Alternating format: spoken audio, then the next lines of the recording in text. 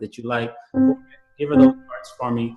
Let her know you appreciate her in the comments. And Daniella, go ahead and take it away. Hark the Herald, Angels Sing. All right.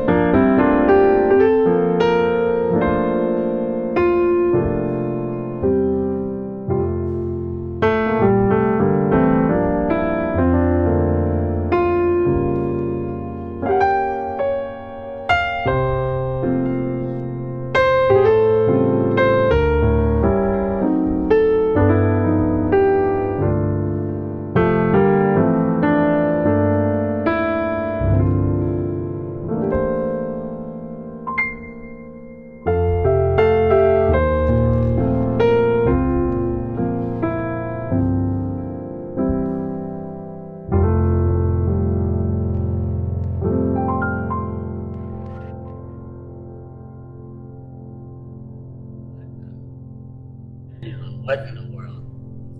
What in the Hello. world? Are you there? Okay. Yes, I'm here. Y'all, where are the hearts? I don't see the hearts. I'm not on Facebook. I hope they put them hearts up there, because that was ridiculous. Daniella, where did you? Well, I gotta ask you some questions. Like I know we need to get into the notes, but where did you come up with this? You just sit and just you know? All right, and we're on. We're on with Daniella Bernard, and thank you, Daniella, for coming. Thank you. Oh man, this is crazy. This is our first time doing a training like this. So obviously we have a lot of hiccups. We have a lot to go, but honestly, we're going. Daniella, you've been just so great doing this with us right now, and just kind of being patient with the process. So I want to thank you again. Now, what I want to do, Daniella, I want to ask you a question. I had a question from a member, and actually, but before we get to that question, I kind of want to discuss something in this PowerPoint, because this is just I wanted to just do this before the Facebook Live started. Okay, and I wanted to tell you how we grow. So basically, you guys know that generally, the best way to grow is to follow somebody else, right? Or to watch somebody else. And we know in terms of influence that that's what we're supposed to be doing. However, there's two different ways that you can benefit from somebody else. One is the direct method, right? So in the direct method or in the direct training, what happens is what you have is that person just shows you exactly what to do. They show you the notes, they show you the chords. They're just telling you, here's what I did, and that's it, right? And to be honest with you, that's probably most of the training videos that we see, most of the videos on YouTube are just are direct training. Okay, now the indirect training, that's what this live training actually helps with. Indirect training means that you're not just gaining through somebody telling you, well, these are the notes, but you're actually gaining from that person's way of thinking. Now, this is a really neat but very powerful concept that you can literally gain from how they approach things, not just, well, here's what I did, but how did you look at that? What is in your mind as you're playing that? You understand what I'm saying? So we got to get past just what did they play and start thinking approaches. And I know because you practice those so much, that's where the muscle memory comes in. Because I think it was Blake. I think it was Blake who asked, let me jump to his question because I can tie it on to what you're saying now. Blake was asking, well, where is it? Which one was it? Proficiency, background. No, Blake asked something else. Okay, no, Martin has asked something else. Okay, no, Blake, I don't remember who it was, but someone was asking about the muscle memory concept and practicing. But what I'm hearing is that because you're using those so often, that you don't think about it so much.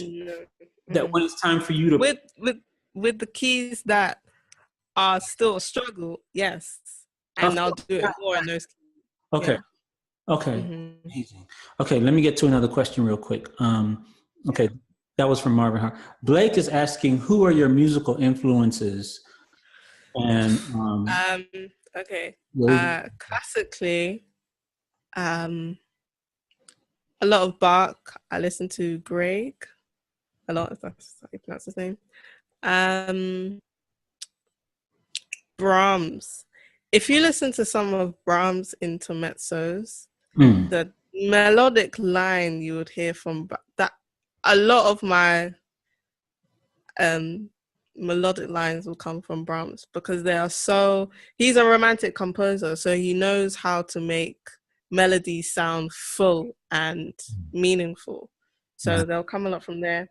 I listen to a lot of Keith Jarrett, Barry Harris. I'm thinking though, Daniella, and this is kind of an off the wall comment, but I feel like you're an emotional player. I feel like that's what gives you your. Yeah, I am. That's what everyone says. No. Now this is a powerful comment here. I may actually just cut this part of the video out and put it on Facebook because seriously, there's an emotional depth to your playing. It's more than just chords. I'm hearing emotional. You see what I'm saying? Yeah. I heard that in both of the songs. And it's interesting that you're using a lot of those voicings with the drop twos, with the major and minor seconds in that, because it's a very emotional way to play. There's a depth of feeling in your playing that I'm hearing. You know what I'm saying? And Yeah. now that you mentioned Brahms, that was the first thing I thought of, because I know that Yeah. a lot of his music can be like very emotional Yeah. as Mm-hmm. well. Yeah. Another person wants to, well, Blake is also asking, what is your musical background, self-taught versus classically trained? So I'm classically trained. My mum taught me up to grade 5, and then I did my grade 8. I just finished my diploma, which is extremely challenging. I had a recital of about, I think it was 45 minutes. Oh gosh. And you Um, play straight 45 minutes. So you have to prepare songs to play for that long. yeah, that's how long. No, that's how Weird. long. That's how long one movement was. Not the whole recital, but one movement was 45 minutes. Oh, a movement was 45 minutes.